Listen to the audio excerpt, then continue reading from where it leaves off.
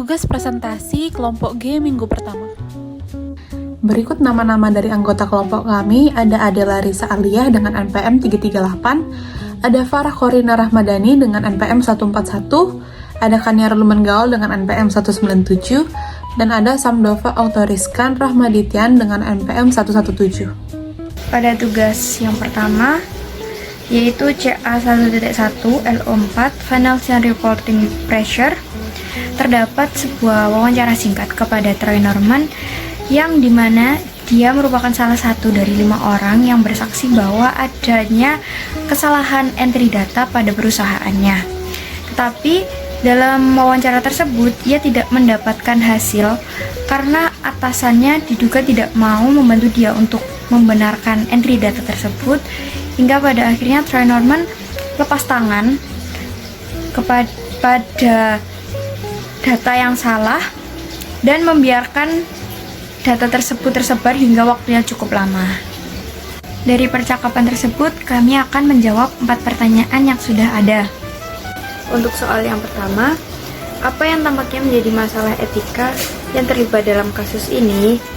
Masalah etika yang terlibat dalam kasus ini, yang pertama adalah sikap atasan yang kurang transparansi terhadap data yang telah ia buat, karena ia dengan sengaja menyembunyikan kesalahan alih-alih membenarkannya, dan sikap dari karyawan yang membiarkan entry salah tersebut tersebar hingga ke penggunanya. Pertanyaan yang kedua, apakah Troy Norman bertindak tidak pantas atau tidak bermoral? Ya, Troy Norman melakukan keduanya. Ia bertindak tidak pantas karena tidak melaporkan kesalahan dengan benar dan membiarkan atasannya mengabaikan kesalahan hingga cukup lama. Tetapi pada akhirnya Troy Norman mengaku bersalah seperti yang ia sampaikan pada wawancara singkat tersebut. Assalamualaikum warahmatullahi wabarakatuh. Nama saya Samdova Autoriskan Rahmadityan dengan nomor akhir NPM 117. Saya dari kelompok G AKM 1 kelas B. Saya akan menjelaskan mengenai alasan jawaban saya pada poin C dan poin D. Pertama, saya akan menjelaskan terlebih dahulu pertanyaan pada poin C. Pertanyaannya kurang lebih adalah apabila saya berada di posisi atau apabila saya menjadi Pak Troy Norman, apa yang akan saya lakukan? Sebelum saya menjelaskan jawaban saya yang terlampir pada PPT, saya akan memberitahukan atau menjelaskan terlebih dahulu faktor penyebab terjadinya fraud yang telah dirumuskan oleh Donald R. Carey.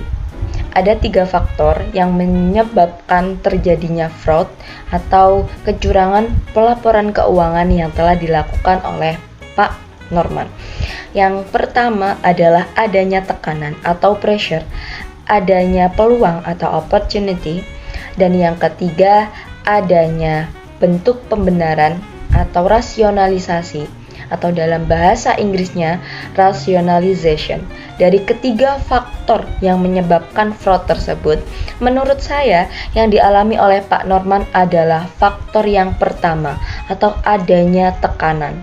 Beliau mendapatkan tekanan dari atasannya untuk melakukan atau untuk melaporkan kecurangan atau ketidakbenaran dalam laporan keuangan tersebut.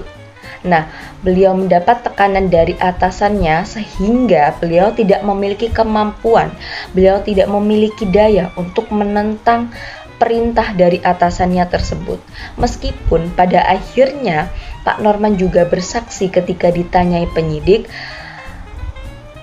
Pak Norman menurut saya tetap melakukan kesalahan karena telah melakukan pelaporan yang tidak benar pada laporan keuangan tersebut atau telah melakukan kecurangan pada laporan keuangan tersebut. Tetapi di sisi lain, menurut saya juga Pak Norman adalah seseorang yang bertanggung jawab. Beliau berani mempertanggungjawabkan atas apa yang telah beliau perbuat. Beliau juga jujur dan menerapkan etika bisnis dalam profesinya beliau sebagai seorang akuntan yang menyusun laporan keuangan. Nah, pada kasus Pak Norman tersebut, Pak Norman sudah sangat bertanggung jawab. Beliau cukup kooperatif ketika diberi pertanyaan, diajukan pertanyaan oleh tim penyidik atau tim audit. Oleh karena itu, meskipun beliau telah melakukan kesalahan dan kecurangan dalam pelaporan keuangan, tetapi beliau tidak sepenuhnya itu salah beliau. Karena apa? Karena beliau mendapatkan tekanan. Saya sangat salut terhadap Pak Norman, karena tidak semua orang ketika berada di posisi Pak Norman yang mendapat tekanan dari atasan, mereka akan kooperatif ketika ditanyai oleh tim penyidik. Mereka berani menjawab yang sejujurnya. Tidak semua orang, karena banyak dari orang yang mungkin ketika berada di posisi Pak Norman, pasti mereka akan sembunyi. Karena apa? Karena mereka takut dengan atasannya. Mereka takut kehilangan jabatan di perusahaan tersebut. Oleh karena itu, Pak Norman adalah orang yang cukup bertanggung jawab dengan apa yang telah beliau lakukan. Terlepas dari beliau telah melakukan perintah dari atasannya tersebut, namun beliau tetap takut untuk melakukan kesalahan tersebut secara berkelanjutan, sehingga bertanggung jawab dengan tim penyidik atau kooperatif ketika diberi pertanyaan mengenai laporan keuangan tersebut. Jadi ketika saya berada di posisi Pak Norman, mungkin saya akan melakukan hal yang kurang lebih sama dengan Pak Norman. Ketika diperiksa oleh tim penyidik, saya akan menjelaskan semampu saya, sejujur yang saya bisa, dan sekooperatif yang saya bisa. Seperti yang dilakukan oleh Pak Norman. Beliau berani kehilangan jabatannya untuk bersikap kooperatif dengan tim penyidik. Oleh karena itu, Pak Norman adalah menurut saya orang yang bertanggung jawab, orang yang telah melaksanakan atau menerapkan etika bisnis dalam profesinya beliau, orang yang telah jujur dan memegang prinsip agamanya. Sehingga yang saya lakukan pun kurang lebih akan sama dengan Pak Norman, kooperatif ketika ditanyai oleh tim penyidik.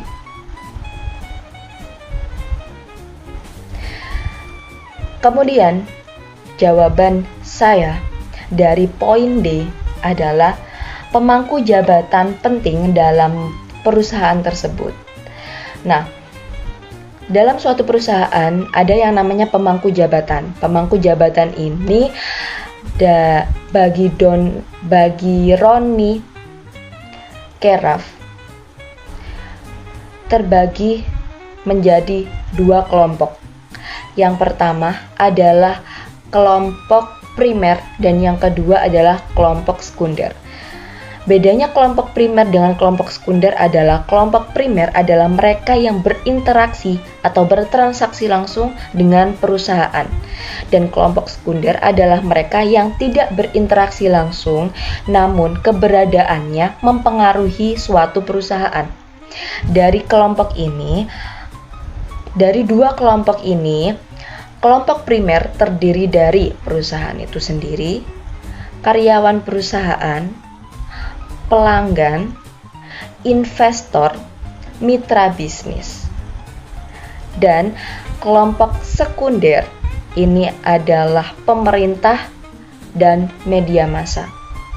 Dari adanya kasus Pak Norman ini atau kecurangan pelaporan keuangan ini, yang nantinya pihak pemangku kepentingan dalam perusahaan tersebut yang menjadi korban adalah investor atau pemegang saham, kemudian mitra bisnis dari perusahaan tersebut, pelanggan perusahaan tersebut, karyawan perusahaan tersebut, perusahaan itu sendiri, dan juga yang terakhir adalah pemerintah. Mengapa demikian? Karena yang pertama, pemegang saham atau investor, mereka telah menanamkan uang, mereka telah menanamkan saham mereka pada perusahaan tersebut. Jika pelaporan keuangannya tidak benar, otomatis para pemegang saham atau investor ini pasti mereka akan mengalami kerugian yang cukup signifikan. Mereka akan kehilangan uang-uang mereka, saham mereka. Yang kedua, mitra bisnis.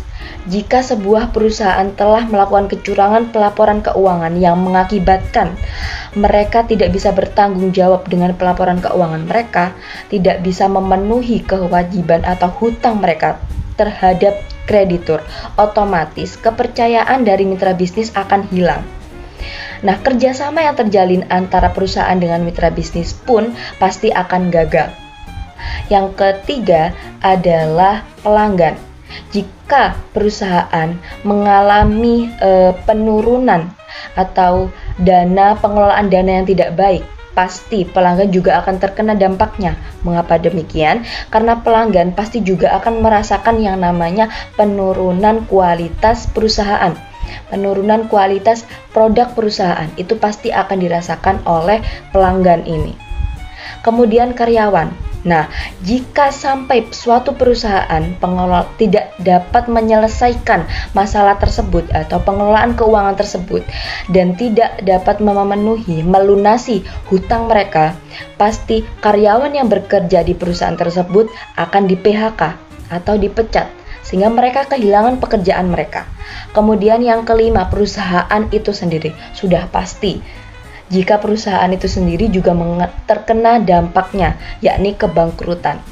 Dan yang terakhir, pemerintah. Pemerintah terkena dampaknya berupa ketidakstabilan perekonomian dan juga terjadinya ketidakpatuhan terhadap peraturan pajak. Nah, saya sebutkan contoh dari perusahaan Enron Corporation di Amerika. Pada waktu itu memang perusahaan tersebut telah melakukan kecurangan pelaporan keuangan dengan dibantu oleh kantor akuntan terkenal pada masanya. Sehingga karena kecurangan pelaporan tersebut, palsu laporan keuangan yang telah diterbitkan oleh perusahaan tersebut, banyak investor, banyak pemegang saham, banyak mitra bisnis dari berbagai belahan dunia yang ingin bekerja sama dengan Enron Corporation ini. Ternyata setelah terungkap semuanya, banyak dari investor dan mitra bisnis yang mengalami kerugian yang cukup besar, dan hal tersebut mengguncang perekonomian Amerika, bahkan sampai perekonomian dunia. Inilah mengapa pemerintah juga akan terkena dampaknya dari yang namanya pemalsuan atau kecurangan pelaporan keuangan.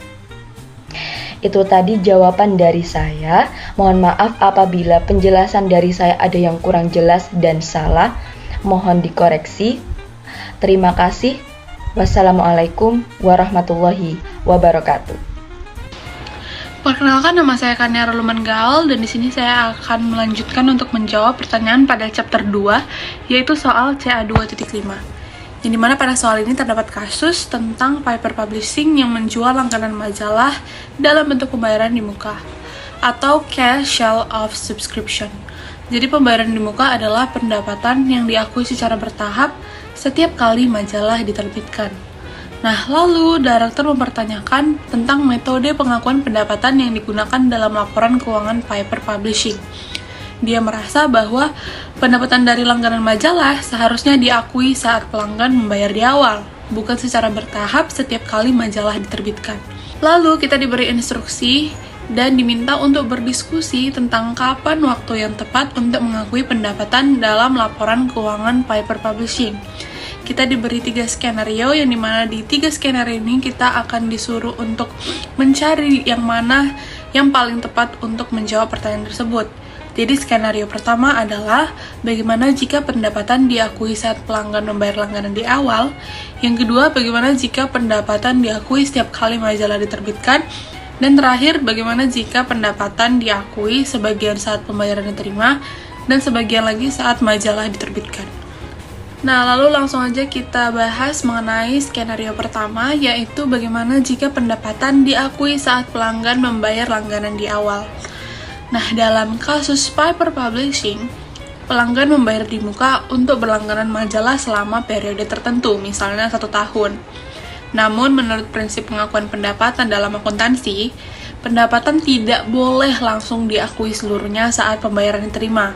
Hal ini karena perusahaan masih memiliki kewajiban untuk menyediakan majalah selama periode langganan. Dalam kasus Piper Publishing, pendapatan baru benar-benar diperoleh setiap kali majalah diterbitkan dan dikirim ke pelanggan, bukan saat pelanggan membayar di awal. Jadi saat pelanggan membayar langganan di muka, uang tersebut belum bisa dianggap sebagai pendapatan. Perusahaan masih memiliki tanggung jawab untuk menerbitkan majalah setiap bulannya. Jika perusahaan gagal memenuhi kewajiban ini, pelanggan berhak meminta pengembalian dana. Oleh karena itu, pembayaran di awal dicatat sebagai pendapatan diterima di muka atau unearned revenue dalam neraca yang merupakan kewajiban. Jika pendapatan diakui saat pelanggan membayar langganan di awal, maka pencatatan tidak akan sesuai dengan akuntansi. Jika pendapatan langsung diakui di awal, laporan laba rugi akan menunjukkan keuntungan yang lebih tinggi secara tidak realistis. Padahal majalah belum diterbitkan, sehingga perusahaan belum benar-benar mendapatkan pendapatan tersebut. Jika Piper Publishing langsung mengakui seluruh pendapatan pada saat pelanggan membayar penuh di awal, ini akan menyebabkan beberapa masalah akuntansi dan pelaporan keuangan yang tidak sesuai dengan prinsip pengakuan pendapatan jika pendapatan diakui di awal. Maka akan terjadi pelanggaran prinsip akuntansi. Menurut prinsip akuntansi yang berlaku, yaitu GAAP dan IFRS, pendapatan hanya boleh diakui ketika perusahaan telah memberikan layanan atau barang yang dijanjikan. Jika Piper Publishing langsung mengakui seluruh pendapatan, maka pendapatan akan diakui sebelum layanan diberikan, yang merupakan pelanggaran terhadap prinsip ini. Laporan keuangan juga tidak akan akurat karena pendapatan terlalu tinggi di awal periode, meskipun majalah belum diterbitkan, dan pendapatan di bulan-bulan berikutnya tampak lebih rendah karena tidak ada pengakuan pendapatan saat majalah dikirimkan. Skenario kedua adalah bagaimana jika pendapatan diakui setiap kali majalah diterbitkan. Jika pendapatan diakui setiap kali majalah diterbitkan, beberapa hal akan terjadi seperti pencatatan pendapatan yang lebih akurat. Pendapatan akan dicatat secara bertahap sesuai dengan penyedia layanan, sehingga laporan keuangan lebih mencerminkan realitas bisnis. Selanjutnya, tidak ada pengakuan pendapatan secara prematur sebelum majalah dikirimkan ke pelanggan. Selanjutnya akan muncul kewajiban dalam neraca. Saat pelanggan membayar langganan di awal, perusahaan belum benar-benar mendapatkan pendapatan tersebut. Oleh karena itu, jumlah tersebut akan dicatat sebagai liabilitas atau deferred revenue di neraca. Setiap kali majalah diterbitkan, bagian dari deferred revenue tersebut akan dipindahkan ke pendapatan di laporan laba rugi. Dan skenario terakhir adalah bagaimana jika pendapatan diakui sebagian saat pembayaran diterima dan sebagian lagi saat majalah diterbitkan, yang merupakan gabungan kedua metode. Apakah pendekatan ini sesuai dengan prinsip akuntansi? Prinsip pengakuan pendapatan menyatakan bahwa pendapatan hanya boleh diakui saat perusahaan telah memenuhi kewajibannya untuk memberikan layanan atau produk. Jika tidak ada dasar yang kuat untuk menentukan jumlah yang diakui di awal, maka pendekatan ini bisa dianggap tidak sesuai dengan prinsip akuntansi dan berpotensi menyesatkan laporan keuangan. Dampaknya pada laporan keuangan, jika sebagian pendapatan langsung diakui saat penjualan, laporan keuangan akan menunjukkan pendapatan lebih tinggi di awal periode dibandingkan jika hanya mengakui pendapatan saat penerbitan majalah. Namun ada resiko distorsi karena perusahaan belum sepenuhnya memenuhi kewajibannya. Selain itu, jika tidak ada aturan jelas tentang beberapa persen yang diakui di awal, laporan laba rugi bisa menjadi tidak konsisten dari tahun ke tahun. Pendekatan ini mungkin terlihat lebih fleksibel, tetapi tidak memiliki dasar yang jelas dalam prinsip akuntansi. Pengakuan sebagian di awal bisa menyesatkan laporan keuangan, terutama jika perusahaan tidak memiliki justifikasi kuat untuk menentukan presentasi yang diakui lebih awal. Jadi, pendekatan terbaik tetaplah mengakui pendapatan setiap bulan saat majalah diterbitkan, karena lebih sesuai dengan prinsip akuntansi dan memberikan gambaran keuangan yang lebih akurat. Saya adalah Risa Alia dengan nomor NPM 338. Nah, masuk ke pembahasan berikutnya, yaitu C2.6. Adapun pertanyaannya, yaitu, seorang angkutan harus memahami konsep yang terlibat dalam menentukan pendapatan suatu entitas bisnis. Jumlah pendapatan yang dilaporkan oleh suatu entitas bisnis bergantung pada pengakuan yang tepat atas pendapatan dan beban dalam periode waktu tertentu. Dalam beberapa situasi, biaya diakui sebagai beban pada saat penjualan produk. Dalam situasi lain, pedoman telah dikembangkan untuk mengakui biaya sebagai beban atau kerugian berdasarkan kriteria lainnya. Adapun soal-soal yang harus kelompok kami jawab. Yang pertama yaitu, jelaskan alasan mengapa biaya diakui sebagai beban pada saat penjualan produk. Jadi, konsep utama yang mendasari pengakuan biaya sebagai beban pada saat penjualan yaitu prinsip pencocokan atau matching principle. Prinsip ini menyatakan bahwa pendapatan harus dicatat bersamaan dengan biaya yang dikeluarkan untuk menghasilkan pendapatan tersebut.